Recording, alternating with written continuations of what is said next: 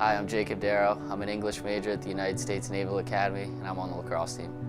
In 2015, I was diagnosed with Non-Hodgkin's lymphoma. I was in 7th grade, and I went on to do cancer treatment for 9 months.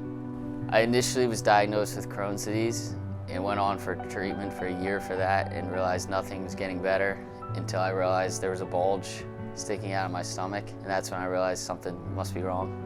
Hearing I had cancer was a bit of a shock. You kind of see it on the media and don't really know what it is until it hits you head on. I underwent 6 months of inpatient chemotherapy in the hospital, and then after that I did 3 months outpatient going in for chemotherapy and then going home and coming back in the next day. As a 13-year-old, I would say the toughest part of that was the little social interaction I had. I had a couple good core friends that would come visit me, but not being in school for a whole year was really tough, not getting to socialize with people your age and experiencing the fun memories that a normal 7th grader would. Unfortunately, I could not play lacrosse. I had a Hickman line, which was 2 tubes connected to my heart valves. So at the time, I couldn't do any physical activity other than basically walking. Lacrosse was always a dream of mine playing as a child ever since 2nd grade. So not being able to play for a year was certainly tough. I would try to make it to my friends' games when I could and felt healthy enough to do so, but physically not playing was really tough. So September of the following year, I was told I could start physical activity, but I couldn't push it too hard. So mainly getting a stick back in my hands and kind of feeling it out again. And then not till that winter could I really start physically playing and actually suiting up on the field with my friends.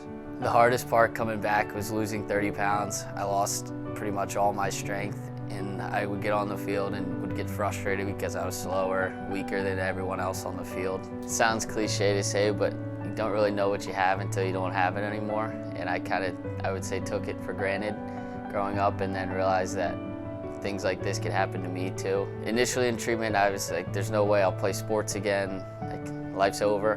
However, I quickly got over that with help of encouragement from family, friends, and some coaches that I did have what it takes to play, and I could. It would just take a little more time. I think I'm most proud about the fact that I never let a smile off my face throughout my journey. I always had a smile and kept pushing forward and remaining positive. And to this day, you'll always find me with a smile on my face. So I'll say the biggest takeaway I had from cancer, and I still use to this day at the academy, is having a positive mindset. There's always a better way to look at things, always a more positive perspective that can be had, and to this day I still use that with everything I'm doing. Some advice I'd give to a kid who's going through the same thing I went through is leaning on your friends, because they'll have your back, your family. They always want to help you, and asking for help is not a bad thing. Initially, I didn't want to ask for help, didn't want people to help me out, but I realized once I did that people truly do want to help you.